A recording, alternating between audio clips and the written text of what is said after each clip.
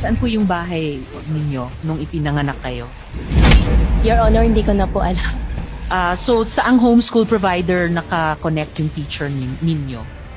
Your Honor, hindi ko na po maalala po yung pangalan. Ito ang latest update kay dismiss Bamban Tarlac Mayor Alice Guo.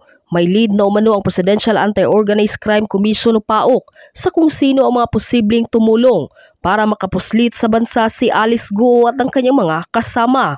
Samantala nakarating na si Sheila Leal Guo sa Senate detention habang ito'y nakaposas nang ihatid siya ng NBI sa detention facility habang ang kapatid niyang si Alice Guo ay interesado na rin umanong sumuko. Narito ang buong detalye. Ngunit bago tayo magpatuloy, huwag kalimutang i-like, share, subscribe, and click the notification bell for more updates and for more upcoming videos. Maraming salamat! Gwardyado at nakaposas ang kapatid ni dating Bamban Tarlac Mayor Alice Guo na si Sheila Leal Guo nang dalhin ng mga tauhan ng NBI sa Senate Detention Facility. Matatandaan na may nakabingbing na arrest order sa Senado laban kay Sheila matapos niyang ilang ulit nang hindi dumalo sa mga pagdinig tungkol sa Pogo. Pagdating niya sa detention facility, isinailalim si Sheila Guo sa medical screening bilang bahagi ng protocol ng Senado, habang tinignan rin ang mga dala niyang gamit. Samantala habang si Cassandra Leong naman ay hawak na rin ng kamera. Ayon kay Senator Sherwin Gatchalian, dapat tumami na ang dalawa sa mga nalalaman nila tungkol sa mga ni-raid na Pogo Hub sa Tarlac at Porac, Pampanga, lalo't malinaw naman raw na konektado ang dalawang Pogo at may malalim na sindikato na nasa likod nito. Ganito rin ang naging pahayag ng mismong abogado ni Guo na si Attorney Stephen David nang bisitahin at kausapin umano niya sa Senado si Sheila Leal Guo.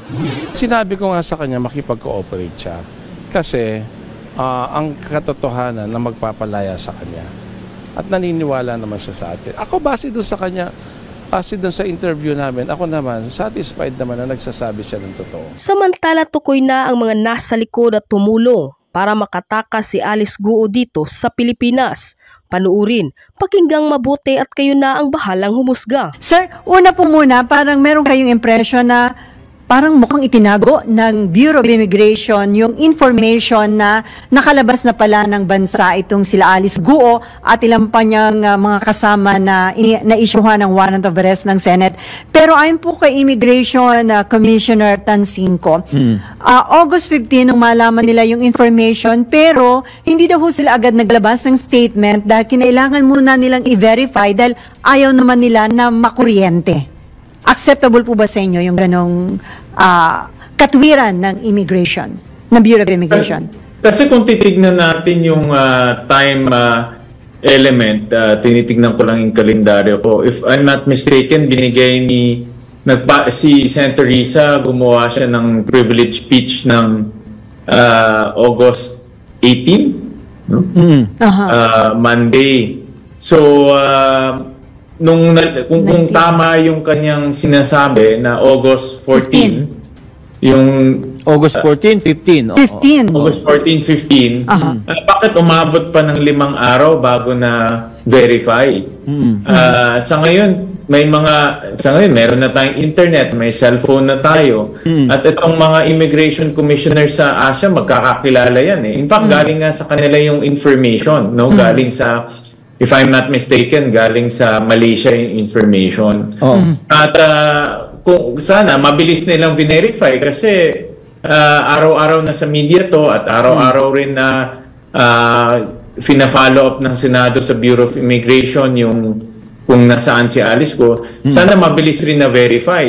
Isang araw o 2 araw lang na verify at nabigyan na ng abiso ang Senado at ng Pangulo. Kasi even sa pagkaalam ko, parang nalaman din ng ating presidente pagkatapos na ng privilege speech no? Nagkaroon na talaga ng kumbaga buong bansa nagulat at maraming nadismaya. Tsaka na lang sinabi ng Bureau of Immigration na bine-verify nila. Pati yung Pangulo hindi alam kung ano na nangyayari. Kaya nga sabi niya heads would roll, no? So kaya ang punto lang naman natin, kung tama yung sinasabi ni Commissioner, dapat sana ay kaagad niya verify. tinawagan niya yung counterpart niya doon, nag-zoom sila kaagad, pinakita yung pag nag-zoom at ang tawag sa isang araw, kaya namang gawin yan eh. Oo, less than 30 minutes, mabe-verify mo yan, di ba? Correct, kasi this is of national importance and of national shame pag hindi nangyari, kung nakatakas to. Kaya, kung may sense of urgency sila, dapat on the same day, nag-zoom na sila at nagkaroon na ng emergency conference. No? So sir, pwedeng palusot na lang ito ni Commissioner Tansingco dahil napupuna nga sila na bakit hindi agad nila naibigay yung ganung information na nakalabas na pala ng bansa sina Alice Guo. Ang nakakapagtaka, pati si Secretary Remulla ay hindi na abiso kaagad. Yung ating Pangulo hindi rin na abiso kaagad. Mas nalaman pa ng publiko kaysa dito sa 2 taong to. Nauna na naisiwalat sa publiko bago sila na bigyan ng impormasyon. Kaya nga ang kanilang reactions, di ba? Heads would roll. Kaya pareho sinabi nilang ganun. So, nagkakaroon kasi ng duda kung may ganitong delay. Nagkakaroon ng duda ang taong bayan. Nagkakaroon ako ng duda. Bakit na-delay? No?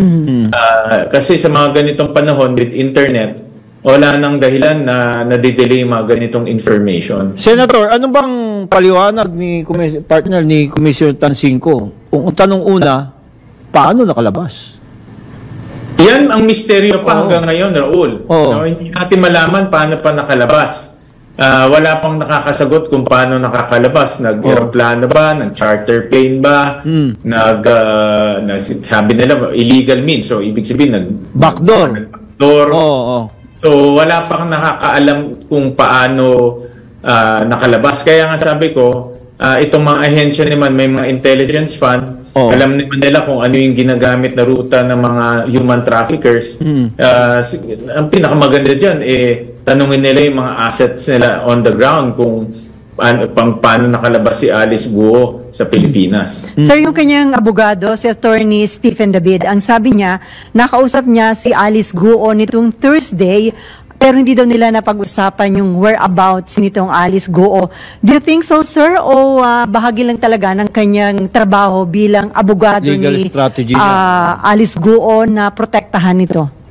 Well, matibay talaga ang ebidensya na si Guo Huaping, aka Alice Guo, ay nasa Indonesia. At ako naniniwala rin dyan sa information na yan dahil nga nahuli si Cassandra at si Sheila Guo sa Indonesia. At makikita natin na nung una pa man sabay-sabay sila bumabiyahe, no? Galing sa Malaysia, galing sa Singapore at sa Singapore sa Indonesia.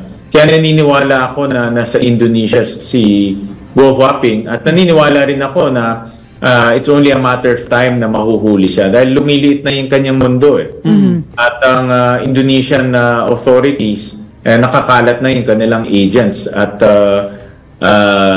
ano na lang yan, oras silang inaantay natin. Matter of time, no? Matter of time. Sinabi pa rin po ni Attorney David na umaasa siya na susuko na si Alice Guo sooner than expected. Do you think kaabot pa sa punto na susuko siya o maaaresto na lang ito ng mga otoridad? Well, immaterial na yan as of this point dahil alam natin na tumakas siya. At alam rin natin na nagtatago siya at yan ay illegal sa mata ng batas. So sumuko man siya o mahuli siya, immaterial na yan. At dapat siyang humarap sa korte. At dapat niyang sagutin yung mga kasong isinampa laban sa kanya. So, Senator, they say, excuse me partner, they say flight is a site of guilt. Oh, no? So, can we say at this point in time na with their departure, by whatever means, mayroon ng legal liability itong sila Alice Guo et al? At least in the eyes of the public, guilty siya. At in the eyes of the public, siya yung kumbaga ang pinaka may kinalaman dito sa Pogo Hub sa Bamban at ngayon nako-connect na natin sa Porac by virtue nung presence ni Cassandra Lee na kasama yung Guo family makikita natin na konektado yung Porac at yung Bamban, no? So at least in the eyes of the public, ay guilty siya. Pero lumabas rin yung kaso, pag tumakbo na yung kaso, dyan na magkakaroon ng formal na paghatol, na siya talaga ang may kinalaman dito sa Pogo Hub sa Bamban. Sir, better ba na sumuko na si Alice Guo bago yung hearing nyo on Tuesday? Well, mas maganda yun, Selly, dahil hindi niya napahihirapan yung Indonesian government at yung ating pamahalaan. Kung makikita natin nung pagdating ni Sheila at ni Cassandra sa bansa natin, talagang buong puwersa ng gobyerno ay nandoon para siguradong hindi makawala ulit, no? Makakatipid tayo ng oras at ng panahon kung siya ay surrender. Sa hearing nyo sa Tuesday, Senator Win, I'm sure tatanungin nyo itong dalawa, itong si Sheila Guo at saka si Cassandra Lee. Paano nga ba sila nakalabas ng bansa? I'm sure, no? Correct. Kasama yan, no? Sila lang nakakaalam at siyempre tatanungin natin nasaan na yung si Guo Huaping at yung iba pang mga kasama, iba pang mga kapatid niya tulad si Wesley Guo at dapat sagutin nila itong mga katanungan kasi may ebidensya na magkakasama sila no? So dapat bigyan niya tayo ng sagot dito sa kung nasaan itong mga taong ito. Sir, ngayon ay nasa custody pa ng DOJ or BI itong sina Cassandra at saka si Sheila. So may impormasyon po ba kayo kung kailan ito ito-turn over sa Senate? Dahil parang dating doon sa paliwanag ng isang taga-Department of Justice, mananatili muna sa kanilang custody at papayagan ng nila na i-request ng Senate kung kailangan humarap sa Senate hearing. Ganun po ba mangyayari arrangement? Ang Senate lang at ang Congress ang merong order of arrest. So, dapat kustodiya na sa Kongreso o na sa Senado. Itong dalawa lang institution ang mayroon talagang arrest order. Yung ibang kaso ongoing pa lang. Pero dahil nga may mga administrative process na kailangan din na tapusin. Nag-coordinate ang Senado, ang Bureau of Immigration, ang NBI para tapusin muna itong mga administrative processes. No? Ang importante dito, iisa lang naman kami as government. No? So, iisang layunin lang naman ng gobyerno para maayos ang takbo nitong kasong ito. Kaya nag-usap-usap na lang to coordinate para hindi rin magkaroon ng miscommunication kung sino ba talaga ang magkakaroon ng kustodiya dito sa dalawa. Pero dahil nga mayroong arrest order ang Senado at ang Kongreso, itong dalawang institution lang eventually ang may custody dito sa dalawang tao. So sir, wala pa kayong info kung kailan ita-turn over sa Senate itong si Sheila at maging si Cassandra dahil sabi niyo po meron na ring arrest warrant pala ang Senate laban kay Cassandra. Correct. Ang napag-usapan ay dahil nga may Tuesday ang hearing, so on or before Tuesday ang turnover to the Senate.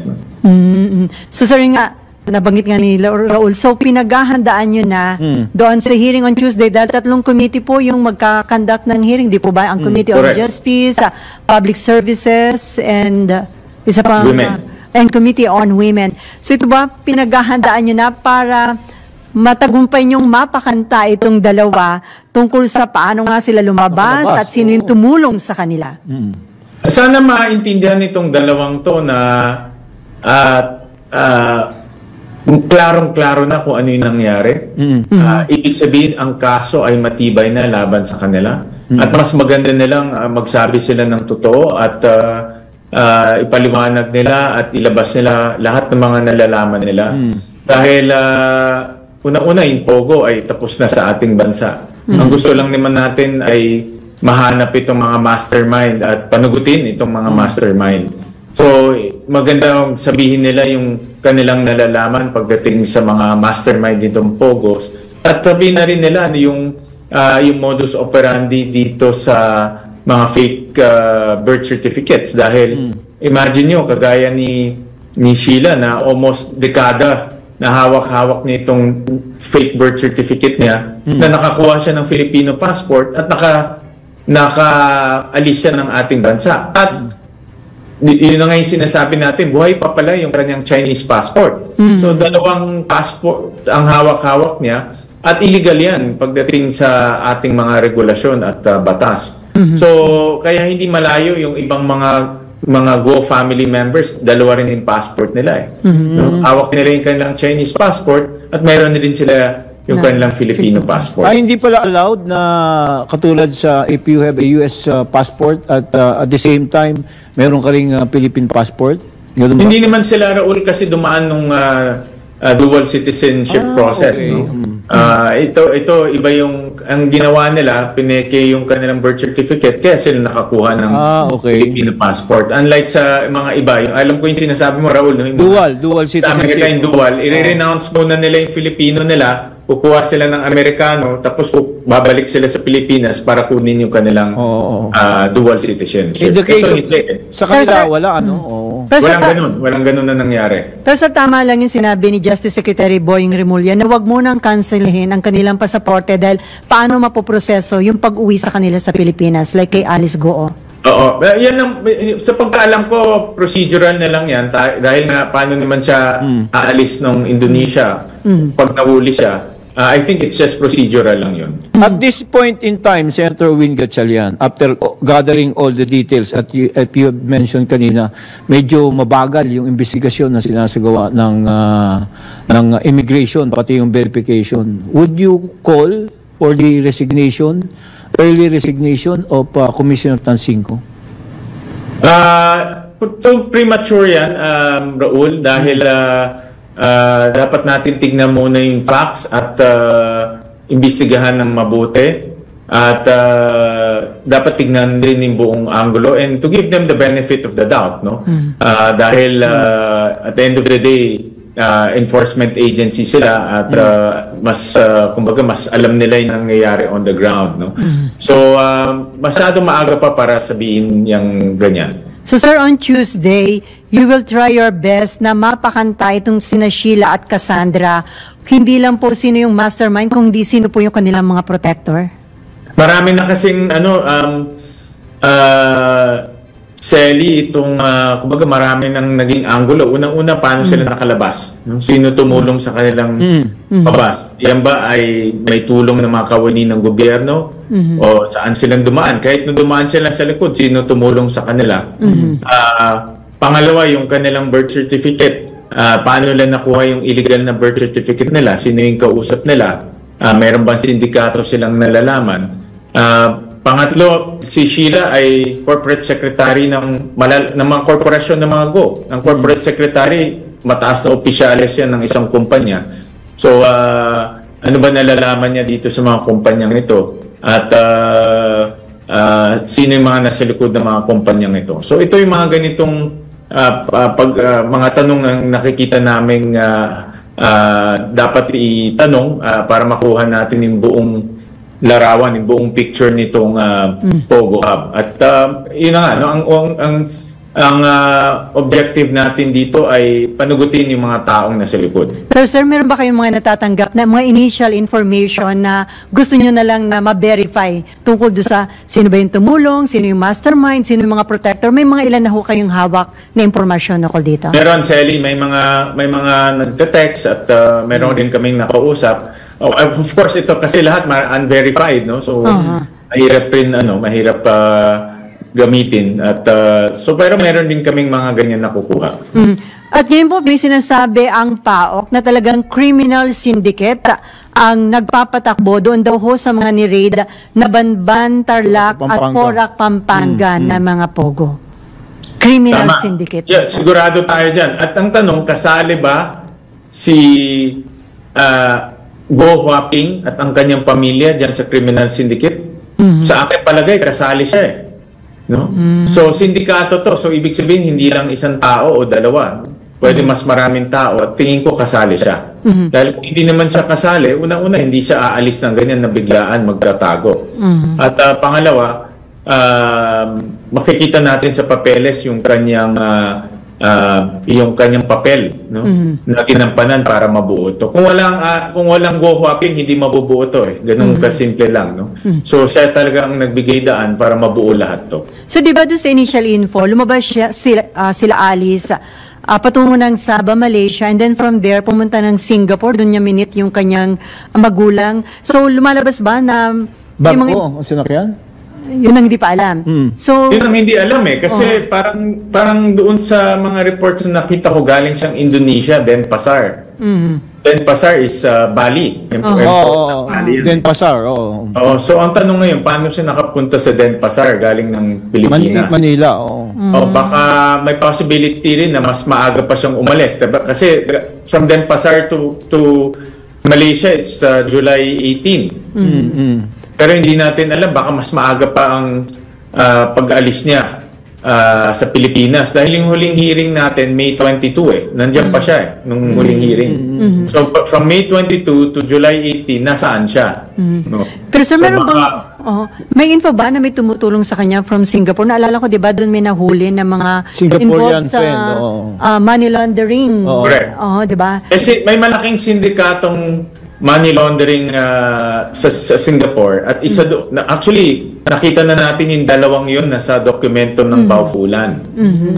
At doon nga sa mga nag-book ng hotel sa Indonesia, sangkot rin dito sa money laundering activity, no?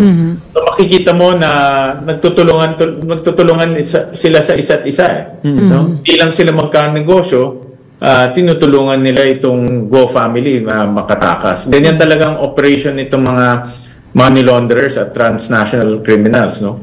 Hindi lang sila sa Pilipinas. Kaya nga pag tinignan namin isa-isa yung flight details ng Go family, talagang kagaya ng tatay niya, halos every week lumilipad sa iba't ibang parte ng Asia at even China, no? So makikita natin na talagang very active sila dito sa mga ganitong aktibidad. Meron ba kayong, Senator Gatchalian, meron kayong pwedeng ipahayag na mensahe kay dating Bamban Mayor Alice Goo?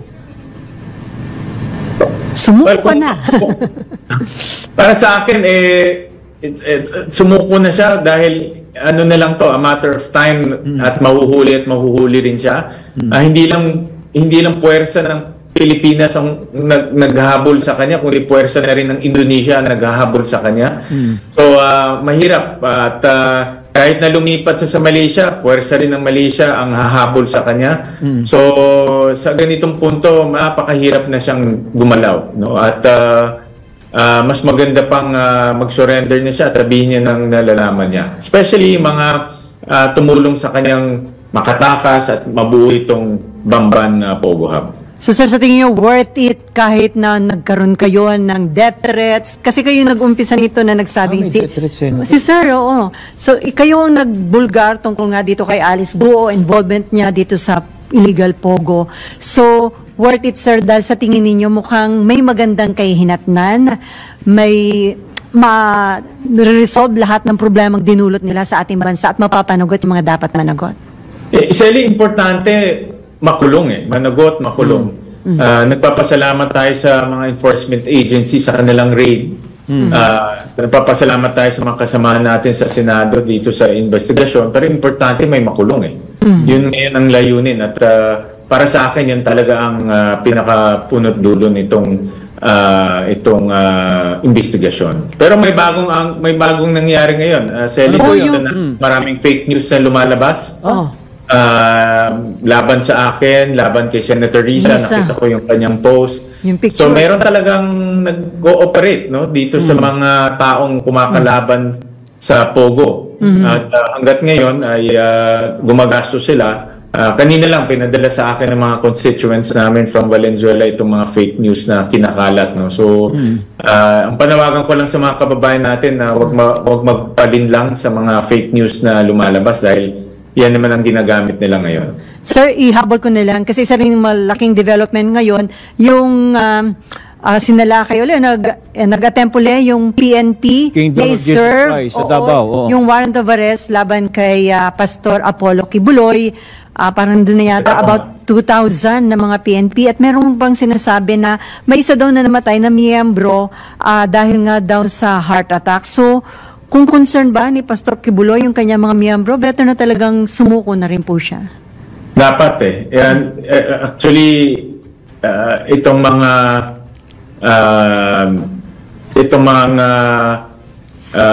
ganitong pangyayari, no? Yung may namatay, may iwasan natin yan kung susunod tayo sa proseso.